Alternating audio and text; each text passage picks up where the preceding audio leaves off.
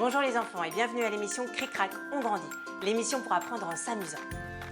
Pour les parents qui nous rejoignent, cette émission est destinée aux enfants d'un niveau de maternelle jusqu'au CP. Elle sera composée de 4 temps, à un premier temps avec des rituels, à un deuxième temps pendant lequel on parlera du thème, et aujourd'hui nous allons découvrir l'histoire de la fête d'Halloween. À un troisième temps avec la lecture d'une histoire, aujourd'hui nous lirons Monstres à peur des monstres, de Séverine Gauthier et Stan Manoukian aux éditions Petit Glénat. Et un dernier temps avec une chanson. Tous les supports sont téléchargeables gratuitement sur le blog, je vous mettrai le lien dans la description. Allez, c'est parti!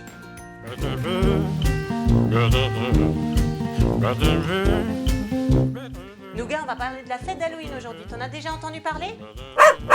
Non, t'inquiète pas, ça va pas faire peur. Enfin, juste ce qu'il faut pour s'amuser un petit peu. Mais ne vous inquiétez pas. Allez, je te pose là. Tu es sage, hein? Ah, c'est le moment de notre rituel de concentration. Alors, installez-vous bien, assis, confortablement, si possible les pieds au sol. Vous pouvez fermer les yeux ou les garder ouverts, c'est comme vous préférez. On va prendre ensemble 3 grandes respirations, lentes, profondes et conscientes. Allez, c'est parti. On inspire une première fois et on expire doucement.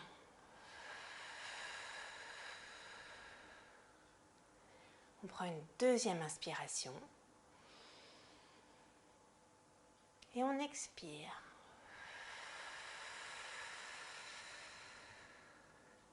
Et une troisième inspiration et on expire.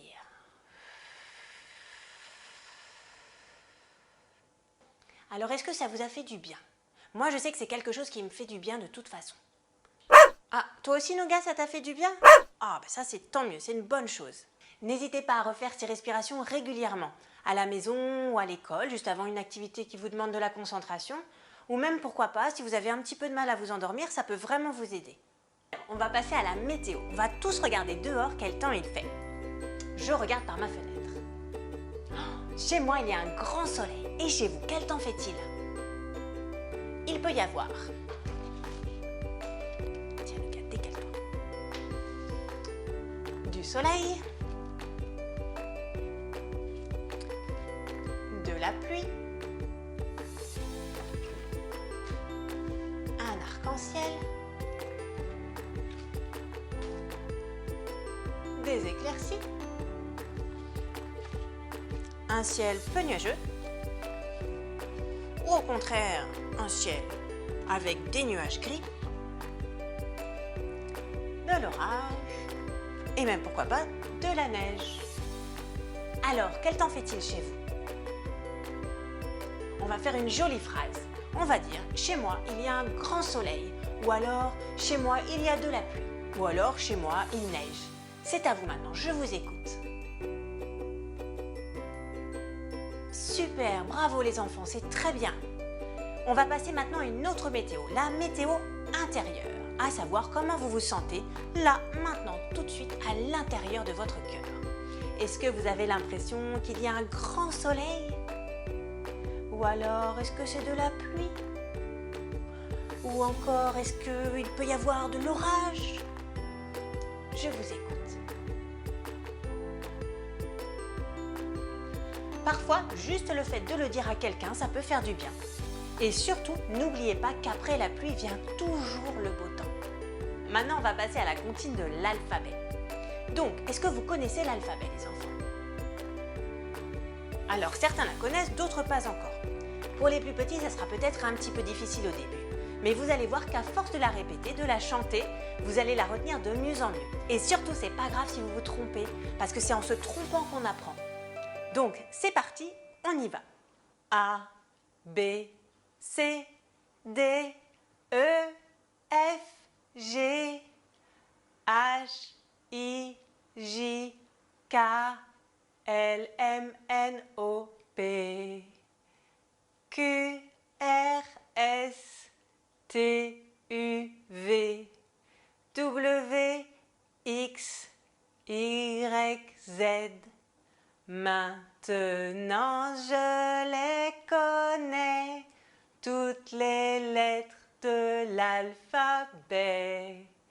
Bravo les enfants, C'est super, bravo! Et n'hésitez pas à remettre la vidéo en arrière si vous avez envie de la réécouter.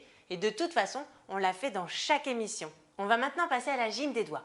Alors, pour ceux qui ne connaissent pas encore, c'est un rituel qu'on fait ici dans chaque émission et que les enfants aiment beaucoup. Il s'agit de faire des petits mouvements qui assouplissent les doigts pour faciliter la préhension du stylo et donc l'écriture par la suite.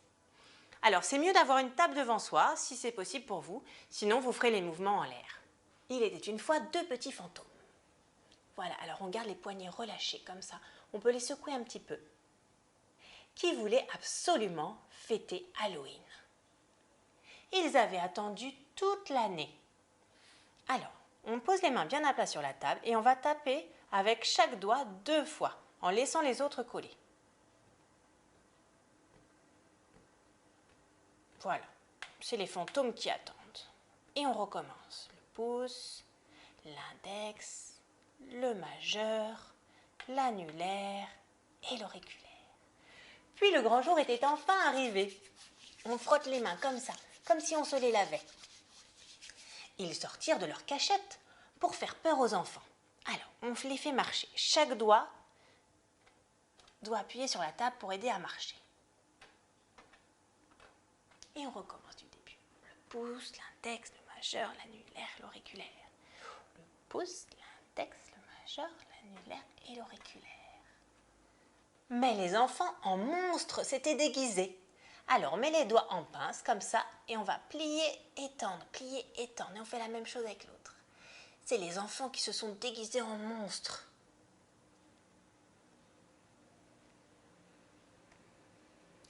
Et c'est les fantômes qui partirent effrayés.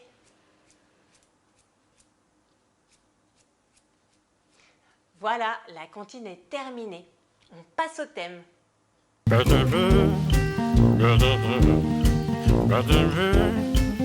La fête d'Halloween est née d'une fête d'origine irlandaise qui s'appelle la Samhain. Les Celtes y célébraient la fin de l'été et le début de l'automne. Pour eux, c'était une sorte de nouvel an. La fête durait 7 jours, 3 jours avant la pleine lune et 3 jours après la pleine lune. Et elle était obligatoire. Non mais vous imaginez quand même être obligé de faire la fête. Elle se déroulait sous l'autorité des druides. Est-ce que vous savez ce que c'est qu'un druide, les enfants? Un druide, c'était quelqu'un de très sage qui savait beaucoup de choses. Il était très proche de la nature et il pouvait soigner les gens grâce aux plantes. C'était aussi une sorte de prêtre pour les Celtes qui menait de grandes cérémonies. Au cours de la nuit, tous les villageois devaient éteindre le feu de leur maison. À l'époque, on se chauffait et on faisait la cuisine au feu de bois. Et donc les druides allumaient un grand feu sacré au milieu de leur village en l'honneur du dieu du soleil. Des braises chaudes de ce feu étaient alors distribuées aux habitants pour rallumer le feu de leur maison pour annoncer une bonne année. Les gens croyaient que la Samhain était le jour où le dieu de la mort informait ceux qui étaient morts dans l'année de l'endroit où ils devaient aller. Selon la légende, c'est pendant cette nuit-là que les esprits des morts pouvaient revenir quelques heures dans la maison dans laquelle ils avaient vécu. Ils passaient alors par une porte invisible entre le monde des morts et le monde des vivants. Du coup, les villageois essayaient de les accueillir le mieux possible. Ils laissaient par exemple des grandes tables avec de la nourriture devant la porte des villages pour leur faire plaisir. Mais on croyait aussi que l'ouverture de cette fameuse porte entre le monde des morts et celui des vivants permettait à de méchants fantômes de rentrer. Alors les Celtes avaient pour habitude de s'habiller avec des costumes très effrayants pour faire peur à ces méchants fantômes. Et c'est de là que vient la tradition des déguisements d'Halloween. À quel gros fruit de couleur orange pense-t-on quand on parle de la fête d'Halloween? La citrouille. Eh oui, la citrouille est un fruit. Pour Halloween, on voit souvent des citrouilles. On enlève la chair qui est à l'intérieur, on les découpe en forme de monstres avec une bougie qu'on place aussi à l'intérieur. Cette tradition vient d'une vieille légende irlandaise, la légende de Jack O'Lantern, Jack à la lanterne. Et pourtant, à l'origine, ça n'était pas une citrouille, mais un navet. Eh oui! La légende raconte qu'un homme appelé Jack vivait il y a longtemps en Irlande. Il était très avare, c'est-à-dire qu'il ne voulait jamais rien payer. Il était aussi méchant et en plus il buvait beaucoup trop d'alcool. Un jour où il avait beaucoup trop bu, il rencontre le diable qui lui annonce que c'est le jour de sa mort et qu'il veut l'emmener en enfer. Alors, l'enfer, selon certaines croyances, c'est une sorte de prison pour des gens morts qui ont été mauvais et qui n'ont fait que du mal pendant toute leur vie. Et le diable, en gros, pour faire simple, c'est le chef de cette prison. Jack, qui n'est pas vraiment d'accord, demande au diable de lui offrir un dernier verre à boire avant de le suivre en enfer. Le diable accepte et se transforme en pièce de monnaie pour payer. Là, Jack prend immédiatement la pièce et la met dans son porte-monnaie qui possède une serrure que le diable ne peut pas ouvrir. Et voilà le diable prisonnier. Jack n'accepte de le laisser partir qu'en échange de 10 ans de plus à vivre sur Terre. Quand le diable revient le chercher 10 ans plus tard, Jack réussit de nouveau à le faire prisonnier et à négocier avec lui qu'il ne l'emmène jamais en enfer. Du coup, lorsque Jack meurt, comme il a été vraiment méchant toute sa vie, Jack ne peut aller qu'en enfer, mais le diable ne le laisse pas rentrer car il doit tenir sa promesse. Le diable lui donne juste une braise pour éclairer son chemin dans le noir. Et Jack place cette braise dans un navet qu'il a creusé pour en faire une lanterne. Et il marche sans savoir où aller pour toujours. C'est pour ça qu'on l'appelle Jack of the Lantern, Jack à la lanterne en français ou Jack aux lanternes. Et c'est cette légende qui a inspiré la fabrication des lanternes pour Halloween. Sauf que les navets ont été remplacés par des citrouilles parce que la citrouille pousse en octobre et qu'elle est quand même plus facile à sculpter, notamment parce qu'elle est plus grosse. Vous pouvez voir ici des super sculptures de citrouilles qui ont été faites pour Halloween. Aujourd'hui, Halloween est une fête populaire, surtout aux États-Unis. On la prépare tout le mois d'octobre. C'est une fête aussi importante que Noël pour nous. Dès le début du mois, on commence à décorer toute la maison aux couleurs d'Halloween. Du orange, du noir et même du mauve, du rouge et du vert. On rajoute aussi des fausses toiles d'araignée, des chats noirs, des hiboux, des chauves-souris. Et on choisit les costumes que toute la famille portera le soir du 31 octobre. Ça peut être des déguisements de sorcières, de fantômes, des momies ou d'autres monstres. C'est le concours de celui qui fera le plus peur ou alors du déguisement le plus original. Le soir d'Halloween, tout le monde se déguise et la fête commence. Et évidemment, l'événement le plus important de cette fête pour les enfants, c'est la chasse aux bonbons, pendant laquelle des enfants déguisés vont de porte en porte pour demander des friandises. Les petits anglophones crient « trick or treat », qui signifie « farce ou friandise ». Par contre, on ne se balade plus avec sa lanterne creusée dans une citrouille. La citrouille étant quand même vraiment lourde, elle sert seulement de décoration. Et on en fait aussi des tartes qu'on appelle les pumpkin pie. Ceux qui habitent dans les maisons et qui seront d'accord pour participer à la chasse aux bonbons décorent leurs portes avec des guirlandes lumineuses, des squelettes en plastique ou des sortes de poupées représentant Jack-o'-lantern. Les habitants sont même souvent déguisés pour accueillir les enfants et ils leur donnent les friandises et les chocolats.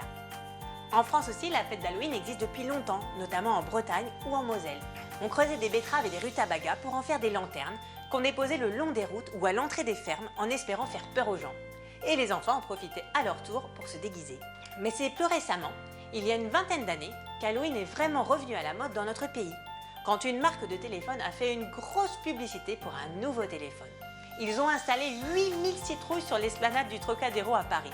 C'était énorme. En tout cas, une autre légende dit que si vous voulez avoir la chance d'apercevoir une sorcière, les enfants, il faudra porter vos vêtements à l'envers le soir d'Halloween et marcher à reculons à minuit précise. Chiche, vous essayez? Et vous me direz si ça a marché, hein? En tout cas, je vous souhaite à tous une très joyeuse fête d'Halloween. Je vais vous poser des petites questions. Est-ce que vous vous souvenez comment s'appelle le personnage de la légende irlandaise? Celui qui ne veut pas aller en enfer. Jack O'Lantern ou Jack à la lanterne. Bravo! Quel est le gros fruit orange qu'on creuse pour faire des lanternes? La citrouille, c'est très bien. Que vont chasser les enfants la nuit d'Halloween? Quand ils frappent aux portes, ils vont demander quoi aux gens? Des friandises, des bonbons. Bravo, c'est super les enfants. Alors on passe à l'activité maintenant.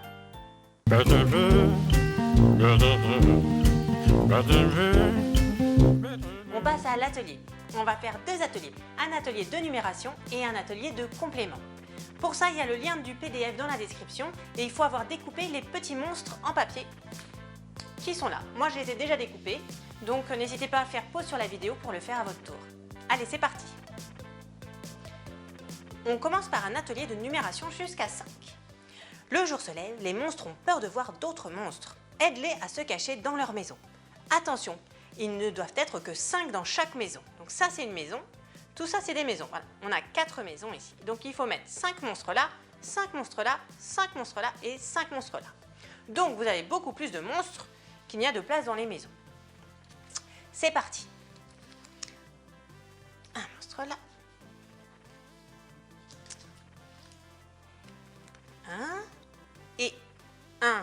fait 2. Et 1, ça fait 3. Et 1, ça fait 4.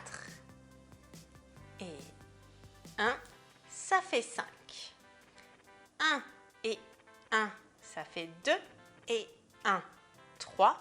Et 1, 4. Et 1, 5. On a 5 monstres dans cette maison.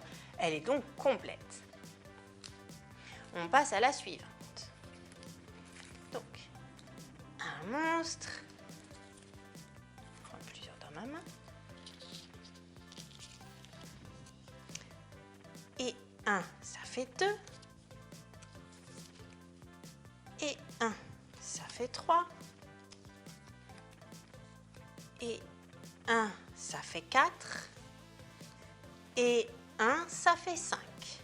Donc, 1 et 1, 2. Et 1, 3. Et 1, 4. Et 1, 5. On a donc 5 monstres dans cette maison également. On continue avec les 2 autres maisons. Alors, on met donc un monstre et un monstre, ça fait 2.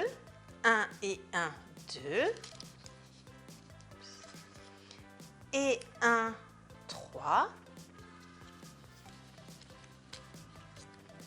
Et 1, 4.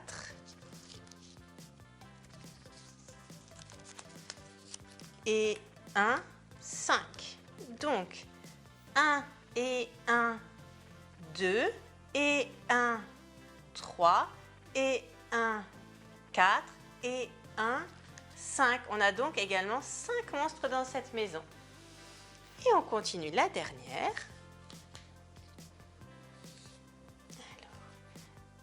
Alors, un monstre et un monstre, ça fait 2. Et 1, ça fait 3. Et 1, ça fait 4. Et 1, ça fait 5. On recompte. 1 et 1, ça fait 2. Et 1, ça fait 3. Et 1, 4. Et 1, 5. On a donc bien 5 monstres aussi dans cette maison. Je vous encourage, quand vous voulez compter avec vos enfants, de faire, plutôt que de faire 1, 2, 3, 4, 5, de faire 1 et 1, 2 et 1, 3 et 1, 4 et 1, 5. Comme ça, on est sûr qu'ils comprennent bien la quantité, que ce n'est pas juste une comptine des chiffres. Voilà. On va maintenant passer au petit atelier de complément. Alors, c'est avec les mêmes petits monstres, hein. Donc, vous n'avez pas besoin de redécouper les monstres. C'est les mêmes que pour l'atelier précédent. Le jour se lève. Les monstres ont peur de voir d'autres monstres. Aide-les à se cacher dans leur maison. Attention, ils ne doivent être que 4 dans chaque maison. Donc, vous voyez que dans certaines maisons, il y a déjà des monstres. Là, il va falloir qu'il y en ait 4 maximum. Donc, je vous ai mis des petits coussins pour voir combien il en manque. Et vous allez me dire combien il en manque, par exemple, dans cette maison-là. On va commencer par là. Il faut qu'il y en ait 4, vous voyez, dans chaque maison. Alors, dans celle-là, combien y a-t-il de monstres? Aucun, tout à fait. Combien il faut en mettre alors pour arriver jusqu'à 4? 4, tout à fait. Alors, on va commencer par mettre les 4 monstres. Vous pouvez prendre n'importe quel monstre. Donc, 1 et 1, 2 monstres et 1, 3 monstres et 1, 4 monstres. On a bien les 4 monstres dans cette maison. 1 et 1, 2 et 1, 3 et 1, 4. On a 4 monstres. On va aller dans cette maison. Alors, il y a déjà un monstre. Combien pensez-vous qu'il faut en rajouter pour aller jusqu'à 4? Sachant qu'il y en a déjà un. On peut compter le nombre de coussins vides, par exemple. Alors, on a combien de coussins vides? 1 et 1, 2 et 1, 3. 3 coussins vides. Bravo! Donc, on va rajouter 3 monstres. Je rajoute un monstre et 1, 2 et 1, 3 monstres. J'ai rajouté les 3 monstres. Alors, si je compte, est-ce que j'en ai bien 4? 1 qui était déjà là, et 1, 2, et 1, 3, et 1, 4. Et j'ai bien 4 monstres. On continue avec ici. J'ai donc déjà un monstre. Combien faut-il que je rajoute de monstres pour aller jusqu'à 4? Si j'en ai déjà un, je peux compter à nouveau le nombre de coussins. Un coussin et 1, 2 coussins et 1, 3 coussins. J'ai 3 coussins, donc il faut que je rajoute 3 monstres pour arriver jusqu'à 4, puisqu'il y en a déjà un dans la maison. Donc, je fais 1 et 1, 2 et 1, 3 monstres, plus celui qui était déjà là, donc 3 et 1, 4 monstres. On a bien 4 monstres dans la maison. Et dans la dernière maison, on doit toujours avoir 4 monstres au total. Il y en a déjà combien? 1 et 1, 2. On a déjà 2 monstres. Alors, combien faut-il de monstres pour aller jusqu'à 4, sachant qu'il y en a déjà 2? Alors, on peut compter les coussins vides.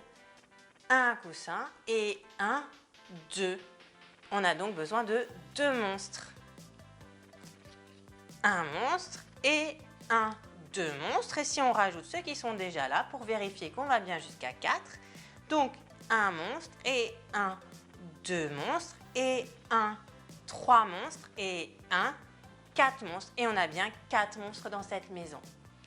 Bravo les enfants, c'est super. Si vous avez envie de continuer ce type d'activité, vous en trouverez d'autres en PDF à télécharger sur le blog. Donc n'hésitez pas, notamment peut-être pour les plus grands. Si vous avez trouvé ce petit atelier trop facile, il y a des activités un petit peu plus difficiles. Et pareil pour les plus petits, si vous avez trouvé ça un petit peu difficile, il y a des choses un peu plus faciles. On passe à une autre activité qui s'appelle Mon petit œil voit.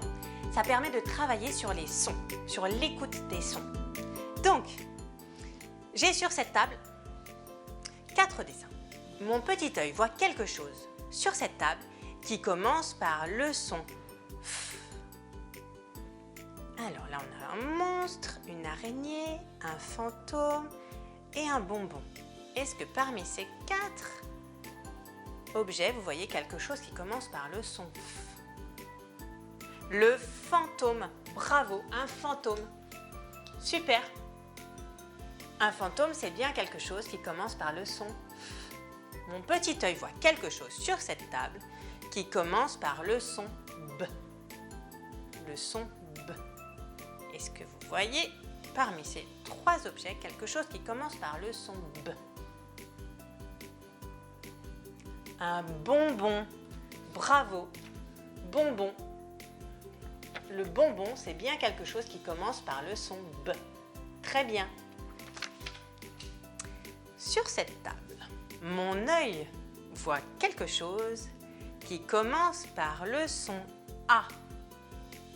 Est-ce que vous voyez sur cette table quelque chose qui commence par le son A? Une araignée, bravo, une araignée. Araignée, ça commence par le son A. Mon petit œil voit sur cette table quelque chose qui commence par le son M. Est-ce que vous voyez sur cette table quelque chose qui commence par le son M? Un monstre. Bravo, c'était le dernier objet, le monstre. Un monstre, ça commence bien par le son M. C'est super, bravo les enfants. N'hésitez pas à jouer à ce jeu à la maison avec vos parents. C'est quelque chose de très amusant à faire.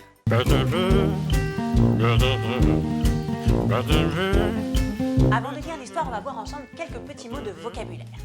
Alors, est-ce que vous savez ce que ça veut dire triompher? Alors, triompher, c'est remporter une victoire, réussir quelque chose. Affronter. Affronter ses peurs même. Alors, c'est ne pas reculer, aller courageusement. Dans l'histoire, c'est affronter ses peurs. Donc ça veut dire que même si le personnage a peur, eh ben il y va quand même. Une illusion, est-ce que vous savez ce que c'est qu'une illusion ? Alors une illusion, c'est une fausse apparence. Par exemple, si on dit que quelque chose n'était qu'une illusion, ça veut dire qu'on a cru voir quelque chose et qu'en fait, c'était autre chose, c'était pas ça. Contempler. Est-ce que vous savez ce que ça veut dire contempler ? Alors contempler, c'est regarder longuement quelque chose avec admiration. On peut contempler la nature ou contempler des fleurs par exemple. On va maintenant lire Monstre a peur des monstres de Séverine Gauthier et Stan Manoukian aux éditions Petit Glénat. Un grand merci aux éditions Petit Glénat d'avoir accepté que je vous présente ce livre. Pour information, je n'ai absolument aucun partenariat commercial avec les éditeurs. C'est moi qui choisis le livre en fonction du thème dont j'ai envie de parler et je leur demande l'autorisation de vous le lire. Donc un grand merci à eux d'avoir accepté parce que c'est un livre que j'ai beaucoup aimé. C'est parti.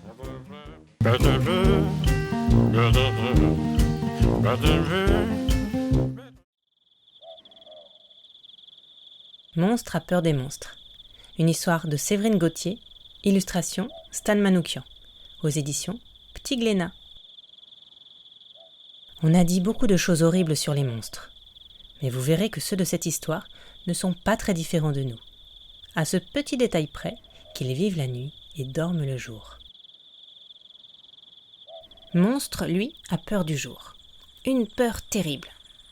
C'est à cause des anciens, qui, chaque nuit avant le lever du jour, racontent des histoires terrifiantes de créatures aux longs bras et aux longues jambes qui se cachent dans la nuit et dévorent les petits. Tous les monstres adorent ces histoires. Enfin, presque tous. Monstre ne les aime pas. Ces histoires lui font peur. Chaque jour, Monstre lutte pour ne pas s'endormir. Persuadé que les créatures vont venir le chercher, il est prêt à défendre chèrement sa peau. Mais le sommeil finit toujours par l'emporter. Les créatures savent en profiter et s'invitent dans ses cauchemars. Alors, quand la nuit tombe enfin et qu'il faut se réveiller, Monstre a beaucoup de mal à ouvrir les yeux. La nuit s'annonce longue et difficile. Bientôt, le jour va déjà se lever et il est l'heure de l'histoire des anciens. Mais Monstre décide de ne pas les écouter et remarque pour la première fois que d'autres monstres ont l'air de détester ces histoires autant que lui. Eux non plus ne dorment pas le jour, ou alors pas tout seuls.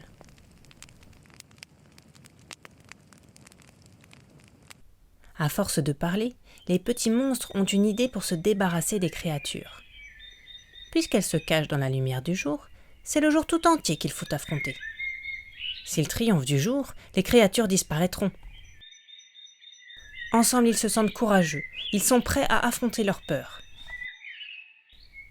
Mais dehors, en plein jour pour la première fois, la lumière les éblouit. Les couleurs leur piquent les yeux. Les odeurs qui les assaillent leur font tourner la tête et l'air résonne de bruits inconnus. Le jour est si grand, si fort, si différent de la nuit. Ils se sentent tout petits. Comment pourrait-il triompher d'un tel ennemi ? Et soudain, les voilà, elles sont là, les créatures ! Mais non, ça n'est qu'une illusion. Le soleil sournois leur joue un mauvais tour. Cette fois, les voilà, les créatures aux longs bras et aux longues jambes, juste devant eux. Mais non, serait-ce une fleur ? Ils ont déjà vu des fleurs, bien sûr, mais pas comme ça. La nuit, les fleurs sont endormies. Celle-ci a tellement de couleurs qu'ils s'approchent fascinés. Oh, mais c'était une autre illusion. La fleur éclate et s'envole. Les petits monstres s'aperçoivent bien vite qu'aucune des créatures du jour ne ressemble à celle des histoires des anciens. Aucune ne semble vouloir les dévorer. Pour tout dire, aucune ne s'intéresse à eux. Alors, ils ont moins peur. Ils se demandent même si les anciens disent la vérité dans leurs histoires ou s'ils veulent juste effrayer les petits. Dans le doute, ils décident de contempler leur ennemi. Habitués au gris de la nuit, ils s'ouvrent peu à peu aux couleurs du jour. Ils le trouvent vite si beau qu'ils n'ont plus vraiment envie de se battre. La lumière est si douce qu'ils n'ont plus envie d'avoir peur. Ils ont sommeil. C'est tout. Alors, j'espère que ce livre vous a plu. Je vais vous poser des petites questions pour voir si vous avez bien compris l'histoire. Encore une fois, c'est pas grave si vous vous trompez. Le plus important, c'est d'essayer. Alors, de quoi a peur Monstre? Du jour et des créatures dont parlent les anciens qui existeraient la journée. Est-ce que c'est le seul à avoir peur des histoires que racontent les anciens? Non, ils sont plusieurs et ils n'arrivent pas à dormir, ils font des cauchemars, etc., etc. Du coup, qu'est-ce qu'ils décident de faire ensemble? Vous vous souvenez? Ils décident d'aller se battre contre les créatures du jour, tous ensemble. Bravo!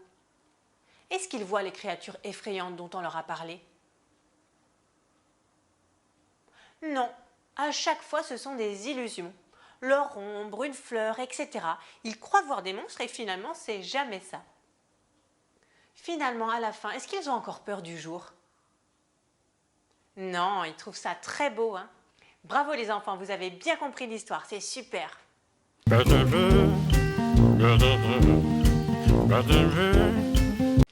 On passe à la chanson. Je vais donc vous apprendre les paroles du premier couplet et du refrain. Je les chante et vous allez les répéter après moi et ensuite on les chantera avec Thibaut Védrenne. Merci beaucoup à Thibaut et bienvenue à toi dans l'émission. Un dangereux dragon vient se faire caresser, vient se faire caresser. Enchanté de vous rencontrer, enchanté de vous rencontrer. Un monstre dégoûtant, sourit de toutes ses dents, sourit de toutes ses dents. Il veut nous raconter une blague, il veut nous raconter une blague. Un ogre terrifiant, vient nous prendre la main, vient nous prendre la main. Il nous emmène au cinéma, il nous emmène au cinéma.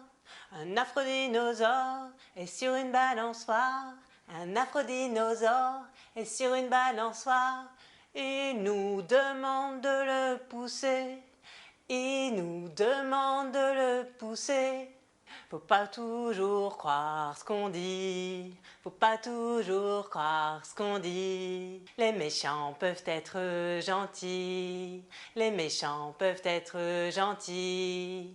Les monstres les plus terrifiants, les monstres les plus terrifiants peuvent être les plus marrants, peuvent être les plus marrants. Super les enfants, maintenant vous pouvez chanter avec Thibaut en regardant la vidéo et on se retrouve juste après. Un dangereux dragon vient se faire caresser, enchanté de vous rencontrer. Un monstre dégoûtant sourit de toutes ses dents, il veut nous raconter une blague. Un ogre terrifiant vient nous prendre la main, il nous emmène au cinéma. Un affreux dinosaure est sur une balançoire, il nous demande de le pousser. Faut pas toujours croire à ce qu'on dit, les méchants peuvent être gentils, les monstres les plus terrifiants peuvent être les plus marrants. Une méchante sorcière avec de gros boutons vient nous donner des bonbons. Sont-ils empoisonnés? Vont-ils nous transformer? Mais non, non, ils sont vraiment bons. Un horrible pirate, cruel et sanguinaire, il veut nous raconter ses histoires de guerre. Ils sont très très mauvais, ainsi que son perroquet, mais tous les deux sont très très sympas. Faut pas toujours croire à ce qu'on dit, les méchants peuvent être gentils, les monstres les plus terrifiants peuvent être les plus charmants. Faut pas toujours croire ce qu'on dit, les méchants peuvent être gentils, les affreux les plus dégoûtants peuvent être les plus marrants, peuvent être les plus marrants, peuvent être les plus marrants. Un grand merci Thibaut pour la chanson et je vous mets le lien vers l'Instagram de Thibaut Védrenne dans la description si vous avez envie de voir ce qu'il fait d'autre. C'est la fin de cette émission. Le petit loisir créatif cette semaine, c'est ce super masque de monstre à faire pour Halloween. N'hésitez pas à aller sur le blog, télécharger le template et à regarder le pas à pas. Je vous mets toutes les infos dans la description. Vous aurez besoin donc du template, de feuilles un petit peu épaisses de type canson, de la colle, des ciseaux et d'un élastique ou d'une ficelle pour accrocher le masque. Bon Nougat, c'est la fin de cette émission. Oh là là, mais tu m'as fait peur toi. Dis donc, t'es prêt pour Halloween? Ah bah oui, surtout pour les bonbons. Ça m'étonne pas, petit gourmand, et il faudra attendre le 31 octobre. On termine par le défi du jour. Il s'agit de faire des ponts en pâte à modeler du plus petit au plus grand, comme sur l'image. Envoyez-moi vos créations par Facebook sur la page Cricrac On Grandit ou alors par mail ou encore par le blog. Vous avez plein de possibilités de me contacter. J'espère en tout cas que cette émission vous a plu. Si c'est le cas, partagez autour de vous, auprès de vos amis, des amis de vos amis, des amis de vos amis, de vos amis, de vos amis et de tous leurs enfants. Et de leurs chiens aussi si tu veux, Nougat. Là, on fait une petite pause de 2 semaines pour les vacances scolaires et on se retrouve après les vacances avec plein de nouveaux thèmes, de nouvelles histoires et de nouvelles activités. Du coup, pensez à bien vous abonner pour ne pas rater la sortie des prochaines émissions, pour être bien au courant. Allez, à très bientôt et joyeuses fêtes d'Halloween et joyeuses vacances.